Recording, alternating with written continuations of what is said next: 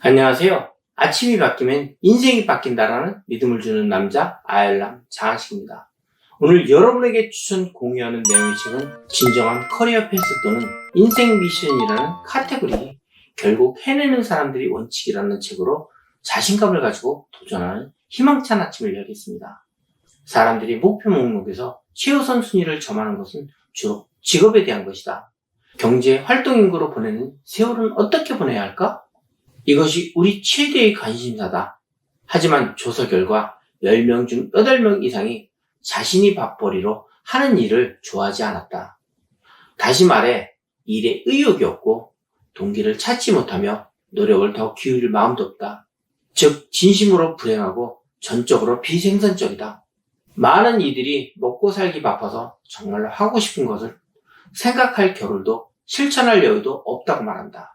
나는 어떤지 생각해보자. 날마다 푸른 가슴으로 일어나는가? 주중에 다음날 아침이 기다려지는가? 그렇지 않다면 그렇지 않을 가능성이다. 이 점을 고민해야 한다.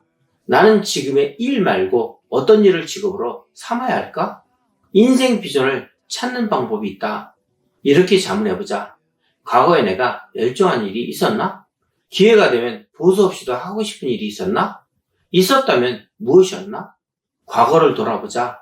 내 관심을 사로잡았던 것은, 나를 흥분시켰던 것은, 내게 즐거움과 행복감을 주고 나를 뿌듯함으로 채웠던 것은, 나의 인생 미션 또는 진정한 커리어는 바로 그것이다. 스스로에게 묻자. 보수도 없이 하고 싶을 만큼 좋고 동시에 보수를 받고 할 만큼 잘할 자신이 있는 것은 한 가지 꼽는다면 당신은 인생의 미션 중 하나를 발견한 것이다. 사람들은 자신에게 즐거운 일이 직업이 되고 나아가 그것으로 부자가 될 수 있다고 생각하지 못한다. 하지만 그것을 목록에 쓰면 길이 보인다. 내가 좋아하는 건 사람들과 어울려 수다 떠는 건데 그걸로 어떻게 밥벌이를 한다는 거지? 제이 르노, 데이비드 레터맨, 마이클 파킨슨, 오프라 윈프리가 입담으로 명성을 쌓고 거부가 된 사람이다. 나는 집을 이쁘게 꾸미는 것밖에 모르는데 마사 스튜어트가 그것으로 성공했다. 내가 좋아하는 거라고는 운동밖에 없어. 타이거 우즈와 로저 페더러도 그랬다. 물론 예로 든 사람들은 비현실적인 성공과 부를 이루고 세계의 이름을 떨친 극소수에 속한다.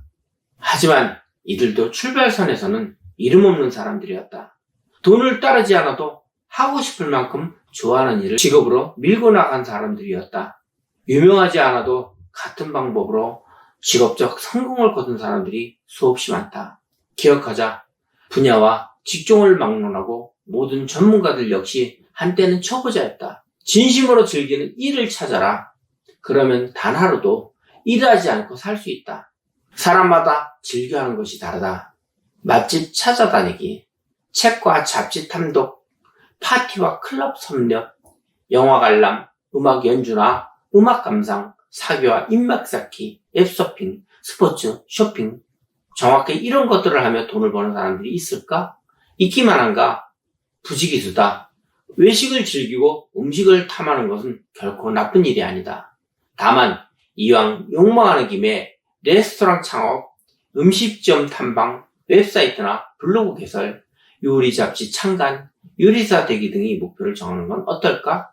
음악을 좋아하는 사람이라면 노래를 직접 부르거나 제작하는 일에 노래범직하다. 저널리스트가 되어 음악 산업을 분석하고 조망할 수도 있다. 같은 것을 좋아하는 사람들을 위한 정보를 유통하고 물건을 제작하는 일도 열정을 돈벌이로 바꾸는 방법이다. 내 열정과 닿아 있는 것을 찾자. 그것이 내 소명이다. 열정이 아무데나 있는 사람은 없다. 나는 학동 시절 스탠드업 코미디와 개그의 두각을 보였다. 선생님은 내게 나서는 걸 좋아하는 것도 재준이 장차 전문적으로 해보라고 했다. 내가 지금까지 40년 넘게 해온 일이 바로 그것이다. 나는 24세에 세일즈 교육 지침서를 썼다. 그랬더니 불티나게 팔렸다. 나는 여기에 고무되어 유명 작가가 되기로 결심했다. 어떻게 할지, 어떤 책을 써야 할지는 몰랐다. 나는 학력 수준도 높지 않고 더욱이 이 작문은 취약한 과목이었다. 하지만 중요한 것은 하겠다고 결심만 하는 것이었다. 나는 결심했다. 그것뿐이었다. 그 목표를 공책에 쓰자마자 어떻게 할지에 해당하는 답들이 보이기 시작했다. 2년 후 나는 사람들의 마음을 읽는 법에 대한 책이라면 분명 베스트셀러가 될 것이라는 결론에 이르렀다. 그리고 책상에 앉아 첫 문장을 썼다. 옛날 옛적에 항상 첫 문장이 가장 어려운 법이다. 하지만 첫 문장을 쓰자 제대로 발동이 걸렸다. 나는 책 제목을 고객이 보디랭귀지로 정했다. 나의 첫 야심작이었다. 내 나이 27세였다. 나머지는 이미 알려진 대로다. 내 흥미를 끌고 내 가슴을 뛰게 하는 것이 있는가? 그것이 무엇이든 돈이 될 수 있고 훌륭한 직업이 될 수 있다. 그러려면 우선 나는 무엇을 좋아하는 사람인지 알아야 한다. 내가 진정으로 좋아하는 것을 정해서 그것을 또박또박 적어야 한다. 단순 밥벌이는 진정한 직업이 아니다. 열정을 입으로 잃을 때까지 생활비를 벌기 위한 잠정적인 밥벌이는 때로 필요하다. 하지만 그런 일은 밥벌이 그 이상도 그 이하도 아니다. 불행히도 우리 중 80% 이상이 그런 일을 업으로 삼고 있다. 도와주지 않아도 하고 싶은 일이 무엇인가라는 질문을 받았을 때 그것이 지금의 내 직업이라고 대답할 수 있는가? 그렇지 않다면 지금 당장 거기서 벗어나기 위한 탈출 기획을 짜야 한다.